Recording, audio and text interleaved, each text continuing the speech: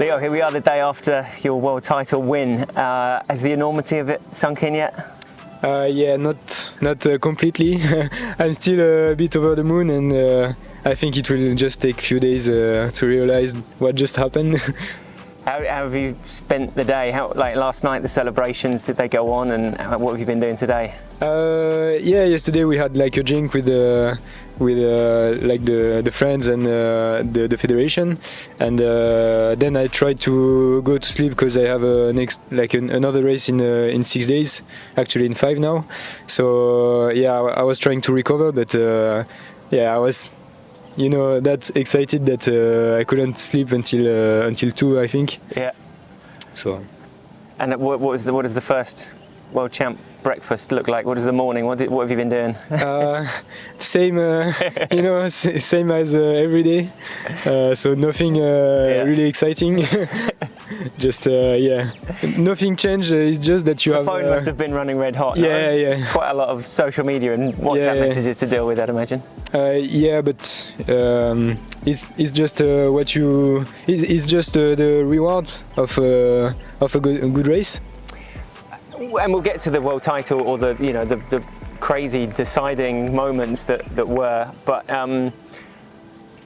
part of the sheer joy on your face as you came down the home straight there was just to take your first WTCS win, is right? Something that's been such a target for so very long, and you could see exactly how much it meant to you. Yeah, because I came so close, like many times, and I really wanted this one, and after a bit I think you just put a plan and a winning plan, and it doesn't work every time, but I was really focused and really motivated to go take the tape.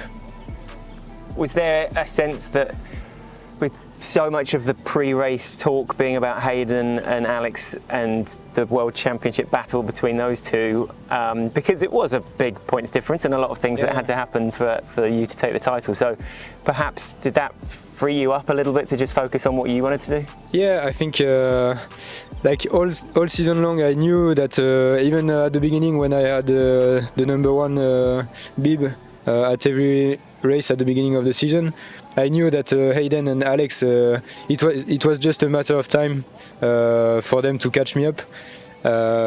So I wasn't focusing 100% on the title. At one point I was focusing on it. I was dreaming of it, and I thought, okay, maybe it's not the best way to go for it, because you're focusing on what will happen and not on the process, how to get it. So then I switched my mind a little bit, and I worked a lot on this with my mental coach, and to stay really with the right motivations in my mind.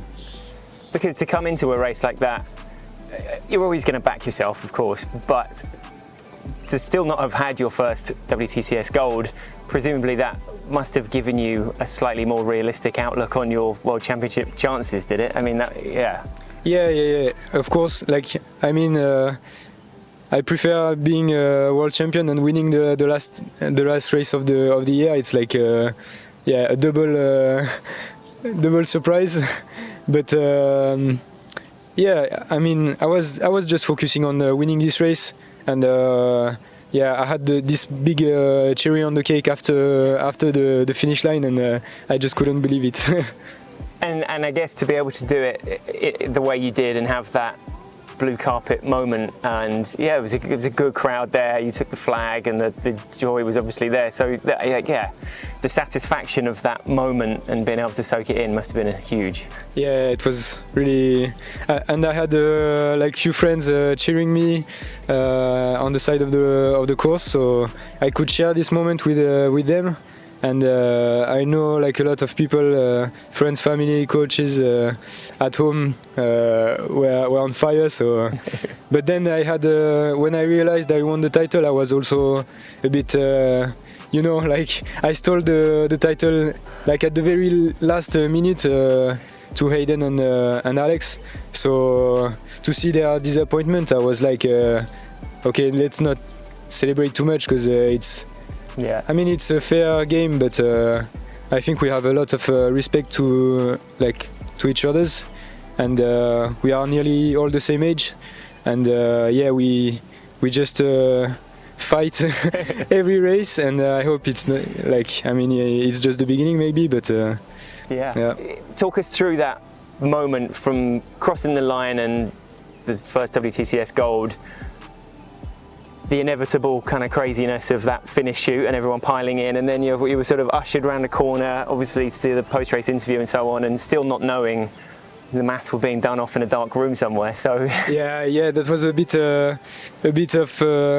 I was still enjoying my victory of the day, but in the same time I was like, okay, maybe there is something bigger than that. But when Chris Gamel told me, mate, I think you won the title as well, I was like, come on, be sure about that before telling me this, because and then so there was few minutes a bit weird, and I was a bit stoned, I didn't know what to do. Yeah. And then everything went really quickly. Podiums, interviews, and photos. So that was a very, very pleasant moment. How do you deal with that situation of, two guys that you've raced with a lot, and for the vast majority of the season, obviously everyone is just very pleased for where somebody podiums or comes close or there's a good finish, and then that kind of crushing disappointment for the two of them. And how did you sort of handle those conversations after? Was it consolation? Did you sort of just want to? Well, I think there is no word that can consolate an athlete when you don't get what you're working for. But I'm sure they will. I mean, they are huge talents, these two guys, and they will work even harder this winter, and they will just kick our ass next year. And on the flip side, what kind of conversations are you having with Helle Haynes and Matt Hauser, who obviously the role that they played in the finish in the final result was huge? Yeah, I think I owe them a good drink or two, maybe. I think everyone did their race, but still, with their sprint finishes, I could get the title. So huge thanks to them to go until the line. Yes, it's the kind of racing that you were brought up on and so on as well. But were there conversations within the team beforehand about, Pierre obviously rinsed himself hard on that bike as well, and that was a big help to see Vincent coming back in Bermuda, and suddenly he was going to be a massive player in that race as well. So, and Dorian obviously wasn't fully fit going into the race. So he was sick. He was sick after before the race, but these guys, we are a team that everyone is a little bit similar.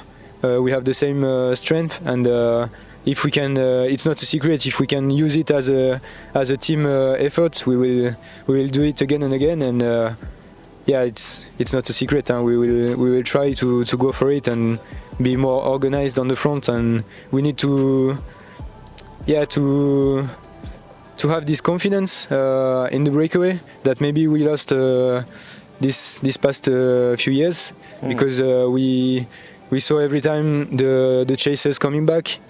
So we lost a bit that confidence, and I think we can again believe in our abilities to stay on the front. And but it won't work every time. No, it's just you try, you win or you lose, but at least you tried, and you don't know if you don't try. No, and the composition of that pack is obviously so important as well, and to have someone like Henry Schoeman back in there, Johnny Brownlee obviously working away as well. So there was a perfect combination of factors that were helping you keep that significant. It didn't get much lower than a minute. Johnny as well played a big role in this breakaway. We are missing also Martin Van Riel, who is I'm sure highly motivated for next year, and it's that kind of breakaway that he's loving. So he just goes all out, and I think with all these guys we can try some nice moves. Was there a moment where you did a Vincent took your foot out of the shoe a bit early. Yeah. So Vince wants to do one more lap, and I wanted to do 2 laps to come out of the bike 2 laps earlier. The story behind this is that so basically there were some Mexican fans, supporters on the side of the transition area, and they had some like really big bells. Right. And so I heard the bell, and I checked with my at my Garmin, and I had 34k. So I said, okay. I thought, one more lap. But in the same time, I was like, wow, the bike, we are flying. It's already T2, and so I drank everything I had on the bike. Oh. So I emptied the bottles. I took my last gel on the bike, and I was preparing for T2. And then I took out the shoes, and I was in front, so I didn't see if the others were coming to transition as well. So I thought, okay, it's a bit weird that nobody's trying to go in front of me. Yeah. Usually, it's a bit the war to be in T2 first. So I was like the feet out of the shoes and stuff. I was ready to run. I was like in my mind, okay, let's do a nice 10k. Yeah. I was focusing already on the run, and then when I figured it out that there were two more laps, I was like, I don't have any more water. I already ate my gel. So yeah, that was a bit funny, but luckily the mistake could have been a lot bigger. And then out onto the run, it was you and Johnny Brownlee kind of clicking into gear straight away. So did you realise pretty soon that you were feeling good? And was the game plan always set off as hard as you possibly can, knowing that perhaps, a sprint against a Hayden or an Alex might not be what you wanted? No, I didn't want them to come back, of course. And when I heard the gap in T2, when I was still already running, I thought, okay, it will be a hard job to do to keep them with a good distance, with a good gap. And so I thought, okay, let's just do like a steady tempo on this 10k. I didn't want to try to go all out from the beginning.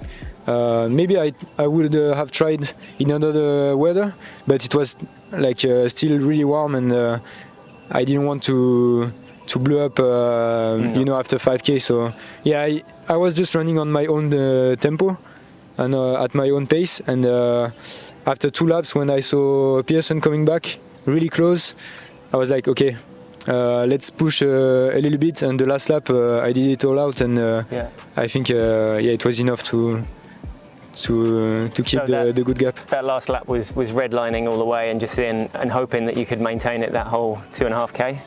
Yeah, but I was feeling I was still feeling good, and like I knew I could. I had another gear for the last lap, and I didn't want Pearson to come back in my feet. I wanted to take away the motivation from him, and so that's what I tried to do. Yeah, and there were presumably enough places on the course where you were trying to get a sense of who was where, and the coaches were giving you information as well, but there must have been moments as well where you were kind of surprised at that gap, how you were able to maintain that gap consistently against the likes of those names as well. Yeah. Like I was surprised, but I was feeling good, and I was more surprised by Pearson to close that gap that quickly. Mm-hmm. And I knew the threat was more him than Yele and Alex, because he was. Like Morgan was coming back that strong, and he was running that fast that in 2K he could just close the gap. So I was trying to check a little bit behind Pearson what was going on in the U-turns and with the gaps of the coach. And in the same time, I was thinking, okay, let's just focus on your own race. Go take the victory of this final, and not like I mean I wasn't here to cheer the others, so I was here to win this race, and I was trying to stay in that momentum and in my bubble. Yeah. So, because I remember we did the podcast a good couple of years ago, probably 18 months ago, and you were saying about like that mentality of taking risks and knowing when to try not to overcalculate what you needed to do. Yeah. This was probably the perfect example of just knowing exactly what that one target was. Did you say? Yeah, I think it comes from like self-confidence, not over. I mean, it would be a mistake to be overconfident against these guys because they are capable of doing incredible things. But in the same time, I proved myself that I was here in the race, and I could do it. So the confidence race after race is growing, and I think that's the most important thing for the future, is that I won't be scared of trying, because I know it can be really rewarding. Pay off. Yeah. And I mean, in a normal season, if that had been your first WTCS win and World Champs, then that would have maybe been September time. I was going to say it's a bit of a shame you've got to wait so long until your next WTCS, but actually it's only, well, almost exactly 100 days, right? So, yeah. But you must be fired up for that next race and to go again. Yeah. I like every race is an opportunity to try some new things, some new moves, and I can't wait to have more opportunity. But in the same time, I will enjoy winter, because that's where I'm like everyone is building the strength for the summer. So it's the most important part. To build this good bottom. Yeah, the base layer. The baseline, and then build on it. So one race left of a very long year, and it's a 70.3. It's a bit shorter. Right. It's like a Clash endurance in Daytona, and it's 60k on the bike and 13 on the run, I think. But it was a 70.3 that you started the year with as well, right? Yeah. That was what I wanted this year, is to improve my strength on longer sets, on longer races. And already in Yokohama, straight after Lanzarote, I felt like a lot better with the distance. And all this work to prepare this 70.3 was really useful for then the shorter distances. So if you kind of you took up triathlon at the age of 14, 15, who were the figures, your idols, but also the people that kind of put you onto that road in the first place? So I had few idols, and they were all on my screen of the laptop. And so I started with Maka when he was racing Hawaii. He was the wallpaper on your laptop. Yeah. And then I had Gomez when he had when he was just unbelievable. But the thing is that he was unbelievable for 20 years, so didn't need to change the wallpaper. Yeah, no. And then I had Vince. Right. Was that weird at all when you were sat next to him and you open your laptop and he sees a picture of you? No, I didn't know him at this time. Right. And then I was a big fan of the Brownlees, obviously, and then when I could meet Mario Mola, I was like a huge fan of his personality and his way of racing, and so I had many inspirations in the world of triathlons. I always watched all the videos of a training day with Jan Frodeno. I was a big fan of this sport. So, and it didn't change. Well, one massive target ticked off then. Two massive targets just ticked off. Yeah. Some more big ones ahead, and presumably just quite looking forward to getting home. And Angie, looking forward to seeing you as well, I'd imagine. Yeah, actually we will meet in Daytona tomorrow. So. Right. So she was just going crazy as everyone at home, and I'm just so happy to be lucky enough to share these moments with with everyone that wasn't here yesterday, but still they were cheering so hard that I could hear them from here in Abu Dhabi. Nice. Well, brilliant. Well done. Thanks very much for that. Thank you.